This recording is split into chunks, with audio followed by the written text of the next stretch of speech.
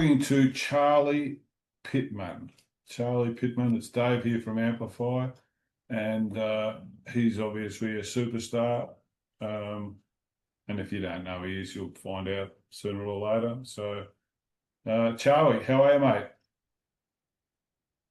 I'm doing well. Thanks for the intro. That's very sweet of you. Well, everyone, we're all superstars, aren't we? Because we live in our world. That's As you become more conscious, you absolutely. realise that there is only your world. It's just all this other bullshit. It's just bullshit that's hanging on. Have you always wanted to That's be? it. Have you always wanted to be an artist? Have you always? When did the songwriting bug hit?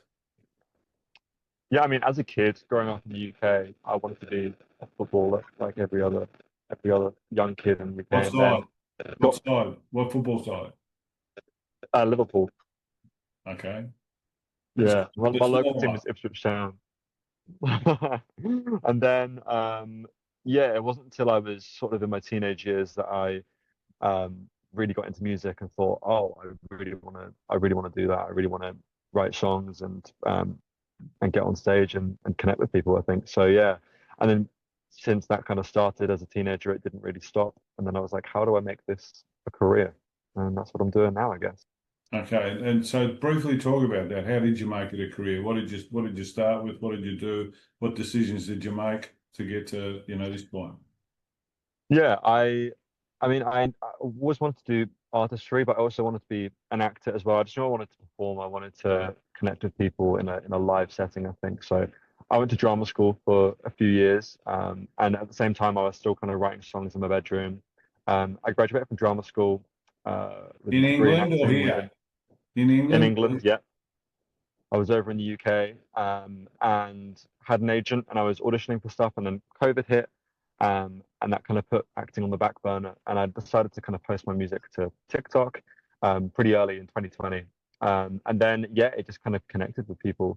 And I was always kind of wanted to release a song, but I didn't want to just release it into the ether. And the fact that people were kind of asking to have these songs released, complete strangers from around the world, was the first time I kind of had that experience. So I started releasing completely independently in 2020, and then yeah, made the move over to Australia in 23. So I've been here for 2 years now. It's mad. It's mad. I was talking to what's he from Suicidal Tendencies, and they're playing with Metallica. And Wow. as he's talking, they've been going 45 years, and as he's talking about the Metallica tour and Evanescence, he says Linkin Park were coming out, but we spoke and they didn't, and then Pantera, and he's got all these names rolling off the tongue. So you're talking about the start of something and this, exciting sort of process, and these guys are talking about it like the biggest stars in the world or whatever. So I'm sure that'll come your way eventually. So enjoy Let's hope. the ride. How would you describe your sound for people that are sort of listening to this that don't know you? Yeah, I'd say it's an indie rock, indie pop kind of vibe. I feel like the live show is always a very full band kind of sound, but yeah, it's driven by um it's very guitar led sound, and a lot of my sound is, yeah, it's built for live. That's when I'm writing songs, I'm thinking, how are we gonna perform this live? And the resonate, why do you think fans resonate? Why did they? I'm sure COVID, they were probably looking for a bit of stuff online, but post that, is it the performance? Is it a mix? Is it the what do you think it is? I think it's probably in the style of writing that I do, which is extremely personal, very honest. Everything I write is a real story about my life, or real genuine feelings. And I think people kind of see themselves in my story and take, their um yeah, take their own kind of their own stories from my stories, and resonate with that, and then being able to share that live and hear fans kind of sing those lyrics back, and they've all kind of built their own meanings to it, I think is kind of why it resonates. It's because I'm writing from a place Yeah. of realness, I guess. I think the podcast age has given authenticity a big leg up. What? Yeah. So we know your football side. Who are the artists that you have inspired you? Who do you follow from a music point of view? Yeah, I think like a lot of people in my genre, bands like the 1975, a huge influence on how I write songs and how I think about the live show as well. Um, and there's older bands, Radiohead, Smashing Pumpkins, a lot of that kind of yeah, a lot of bands do inspire my sound. And then more recently, so the songwriting of artists like Medium Build, um, from Australia, Phoebe Go, a lot of the guys who just write songs that are so clearly personal and vulnerable. I think they're the ones that really kind of stick out to me. Okay, let's talk about your music. You just brought out August. You brought out Death Row uh, as a part of the new um, what's it called? The new EP OK Again, which is coming out, which is Yeah, coming out in when's the OK Again coming out? Friday the 19th Of of September. so these 4 dates you're doing September. are to push the EP. Fantastic, Yeah, fantastic. yeah. So we're Yeah, in Melbourne on the 20th, Sydney 21st, Brisbane 25th, and then Perth on the 27th, yeah, all big, big. as soon as the EP is out. So what's talk a bit about the how many songs on the EP? 6 songs on the EP. Okay, talk a bit about those 6 songs and tell us your favorite. Yeah, so we've released 3 singles so far, 3 to come. There's a song that's coming out on the Friday called How I Feel, which we've shot a music video on 16 mm film, which is one of my favorite songs. I wrote that song out in Nashville with Matt Hastings and Val Hoyt, who are in a new band called In Color, Yeah. who are absolutely smashing it over in the US. They had a couple of really nice organic moments with their music, and I feel like that song is a personal favorite of mine of the 6 tracks. But yeah, the EP kind of takes you on a journey of my a year in my life, really, from one relationship through the lows of being alone and then back into another relationship, and it kind of circles full circle. And I've done that intentionally. I think I like building stories, and I like kind of concept albums and having a through line. And I think that's why I use one producer for the whole piece, and it feels cohesive, I think. And how did you find the In Color guys? Did that come through the label or did you find them independently? No, I'd because it was before they actually formed the band. I was a big fan of Matt Hastings and his writing. He had a project called Hastings. He opened for the band Camino over in the US. I opened for the band Camino over here in Oz, and I just messaged Matt, and he was like, "Yeah, I'd be super down for a session." And then he was like, "I'm gonna bring in my mate Val. He's a really good guitarist." I was like, "Sweet, let's do it." And How they were did like, you, "Oh, we're starting a band. It's called In Color." I was like, That sounds cool." And then they in released the songs. I Nashville? was like, "Oh, How did you find yeah, it yourself? Were they loved it." recording there or did you decide to go there to record? Um, I decided to go there to record. I think a lot of the artists I look up to are based in Nashville. So but it was my first time in Nashville. I've done LA a couple of times, but I did 9 days in Nashville and just fell in love with the place and the artists I Ten- was writing with and the writers. Tennessee's a special place. Tennessee's a great place. Really is. I've got some It's mates there. it's it's great. It's a really small community as well, especially in like the indie rock scene. It feels similar to the Aussie scene. It feels like everyone is connected and people are trying to help everyone out, which is really nice. I spent a bit of time in Knoxville and yeah, it's good, Oh, good, no. good place. Okay, what about the album? When's the album coming out? You know, you've been around now for 5 years or something or other. Yeah. When's the album coming out? A I lot of don't know. bands It's a good bring it out the question. first couple. I know, I know. We've done two EPs now, two full bodies. I think there'll be a few more songs, potentially a couple of collaborative songs with some artists in the US. And then maybe, yeah, I think maybe the next step is an album. I build my EPs kind of like albums, but it would be great to do a full sort of 10 track or 12 track album and really piece the songs together. I mean, I'm sat on about 100 songs, and I I'm think still it's writing time. every day. I think it's time. Sorry. You're doing 4 decent dates, and Yeah. they're coming up in September. And you've been in Nashville, and you know you've been in both countries. And I think it's time that you started to build. You know, a lot of these blokes I talk to, we're talking about their 15th album. You know, you're going to have to get a hurry on if you're going to get up to 15. So, come It's on, true. I'm not getting any younger. So yeah, you're I not think, I getting it. mean, yeah, that's the dream. Let's get started. Let's get started. What are you looking forward to with the 4 dates? I'm looking forward to going back to Perth again.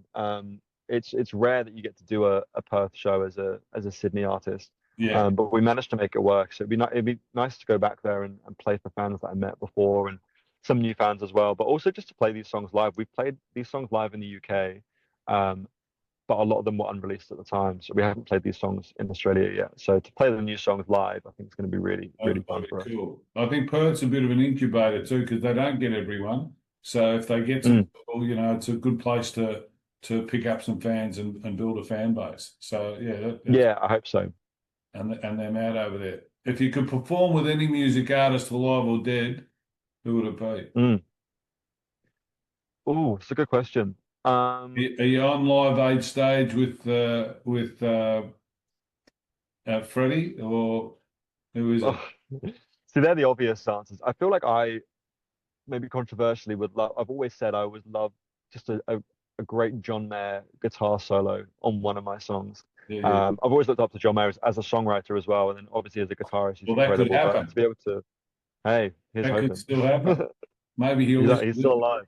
Maybe he'll listen to this as, something where he listens to something under so many plays, and we'll be there just to get introduced to something, and he'll call you up. That's the dream. That's the dream.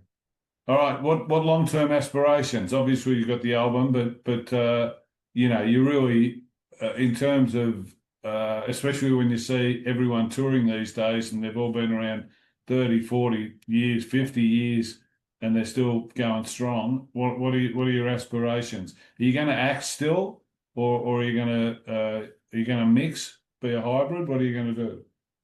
I mean, the focus at the moment is definitely in the music, but if an acting opportunity comes about where I can kind of push that and people can find my music through that, then I'm absolutely not going to turn that down. But yeah, I mean, the dream has always been to connect with as many people as I can with my music.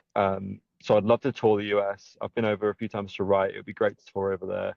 It'd be great to do some Europe touring as well. I've done some Didn't UK you stuff. I'm about to you didn't do Europe, you just did UK with that tour, did you? just as UK in May, and I'm back again next month to open for a band called the Manatees on a few dates. But it would be great to do some European dates. I've never played a show in Europe outside of the UK yet, so that would be that would be a dream for sure. Maybe you could find your way down to South America too. They've got a Oh, massive they've got a massive music business down there, and huge, and huge. they like good looking young men. So if you go down there and pick up a big following, maybe. Hey, I'll take it. I'll travel anywhere, anywhere. All right. So in your authenticity, what's the best thing about performing to a live audience? What is it that really does get to you? Um, I think it is watching people's reactions to songs, especially songs that maybe I don't think are going to be received in a certain way, and then you see people kind of crying and thinking, "Oh my God, people are really taking that in a personal way." I think when you write songs that are so personal to you, you can maybe find it difficult for other people to comprehend it in their way. And so, yeah, being able to watch people's reactions and live and see that in the flesh, that's not something you get when you throw a cover up on your phone or whatever. It's that's the magic of it, I think. Yeah, I think there's one thing about putting up perfect music online, but there's another thing about, turning up and getting the response. And it must That's be it. it must be especially if they're your songs, you can't really think too commercially about, what do I do next and what do I say in between songs, because you're actually performing this feeling sort of process. So it must be. I can see why fans would like it from that perspective, because I think that's an appealing sort of factor. Definitely, for sure. A bit like um, Goodbye Yellow Brick Road by Sarah Bareilles when she sings it. I don't know Mm, if you've seen it in the darkened sort of hall, and there's all the heads there, and she's on the piano, no accompaniment, just her voice and the audience, and it's like, you'll remember it forever. So you don't have to yeah, have all the whiz bang and the dances and the movement and all that sort of stuff. If you connect, you connect, and so yeah, I think that that's probably why you've done pretty well so far. Okay, we're going to finish with some quick fire questions, just to go give for it. people a bit of an element. Most people don't like them, but that's all right. I'm happy if you don't like them. What's the craziest I'll thing pretend. you've ever done? Um, I'll say legal because you got to avoid not countries. that crazy. The crazy thing that's happened to me is I had an allergic reaction to a jab in school and had to get rushed to hospital, and all my classmates watched me kind of get wheeled away. But I was fine. I had to come in the next day to do a French exam. So that's the crazy thing that's happened to me, that's for sure. Now, just talking about Sydney, just digressing again quickly. I was talking to someone the other day, I think it was from Earthless or whatever, and I said, "What's the craziest thing you've ever done?" He says, "Well, look, 30, and they've been around 30 years, 40 years ago or something or other, you didn't have to you could jump a fence at the Sydney Harbour Bridge and climb the bridge, and he got to the top and hang at the top. And I'm thinking, yeah, fuck, that's fucking crazy, man. What are you fucking talking about? So, some crazy things come out here. What's one topic you can talk about for hours? Football, for sure. As in all or just British? The British stuff. I mean, been getting into AFL. My housemate got me into Frio, so I'm a Frio fan, I'm a Collingwood despite not fan. being. My Oh, daughter just really? called up to say we've got front row tickets in the members, so that's all right. So that was cool. Oh, wow, So wow. that's cool. So, but Liverpool's a bit, it's a bit simple, isn't it? You just grow up and the biggest team that's on the newspaper, you just decide to follow them. And you've, Well, was it? My dad was Aussie, and he was a Liverpool fan. And I said, "Why did you support Liverpool?" Well, they're the only team that were kind of being shown in the '80s because they were good. I was like, "Oh, okay." But Ipswich Town are my local team, so whenever I'm home, I try and watch Ipswich play. all right, what's the thing you like most about yourself? God, probably my openness. I'm definitely an open book. You can probably um, get anything out of me if you wanted to. Well, good. Send me $5,000 in an envelope. No, no, no. All right, here we go. And this is the end. Just some quickies. It can be all time or they can be right now. Favorite album? Mm, favorite album? An album called "Love Is Not Dying" by Jeremy Zucker. Favorite artist? Ooh. Let's go right now. We'll go Ryan Beatty. Cool. Favorite movie? Uh, maybe Eternal Sunshine of the Spotless Mind. That's a good movie. Favorite place to visit? Sydney. Sydney. That's a bit cheap, isn't it? Just get a few more extra Sydney Nah, I fans. love it. Shows. Oh, I love I lived there. I it. lived there a couple of years ago. I lived in Darlinghurst for a couple of years. It's a cool place for sure. Yeah, But really is. I don't like driving there. But public transport's really good up there. So it's probably the best in Australia. Good Favorite buses, so yeah. favorite venue to play? Um, Wembley. what have I liked so You far? you haven't got there Yeah, yet. Wembley Stadium. Yeah, yeah, yeah. So far, my favorite venue I've played is maybe Oxford Art Factory. Oh, yeah. Well, I lived over the road in Darlinghurst. So where are There you? you go. Where are you going now in these four? We're in the Vanguard in Newtown in Sydney, then the Workers Club in Fitzroy, Yeah. Lefties in Brisbane, and then Milk Bar in Perth. Well, there's a couple of good places there, so you might have a new one when you come back. Uh, Definitely. favorite food, Um, we'll go. I'm pretty basic. We'll do like a Italian. favorite drink. It is pretty basic. Favorite drink,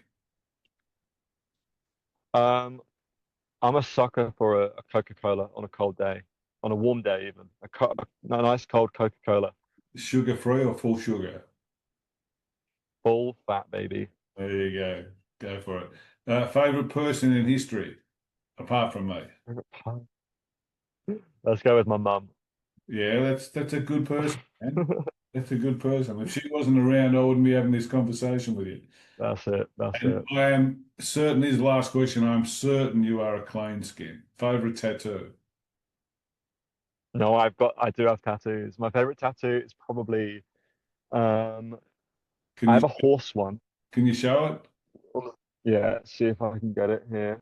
Right, let's have a look. That's all right. Where is it? Yeah, it's Not almost high there. enough. There we go. It is. And what's that for? So I got a few. Well, I got one for my dad, a stamp here My dad's got his date of birth on it. And then my mum was like, "You didn't get me a tattoo." My mum likes horses, so I was like, "I'll get a horse tattoo for you." And what's next? What's the next tattoo? I don't know what's next. I need to get some more visible ones. 'Cause at the moment, yeah, I do look a bit like a clean skin, but yeah, I need to think of my next one. I'll have Yeah, a think. you've got to, think if you think of Beebs, he bloody started as a little kid and he came on through, he looks so innocent, and he's had 18 million different versions of out there. That's it. So you've got That's to it. get out there somewhere so that, someone, maybe a big tattoo on your forehead that's got a, target or something like that, just to bring yourself into speed with this arrogant age. Anyhow, That's it. thanks, man. Thanks. We had a bit of a, people don't realize we had a bit of a mess up at the start, but we got through it. And check him out. Check out the music. Check out the tour, which is coming up, four dates. Follow, and I'm sure you won't be disappointed. All the best, Charlie. Have a great tour, man. Thanks, Dave. Thank you for having me. Good All the best. Bye bye. chatting with you.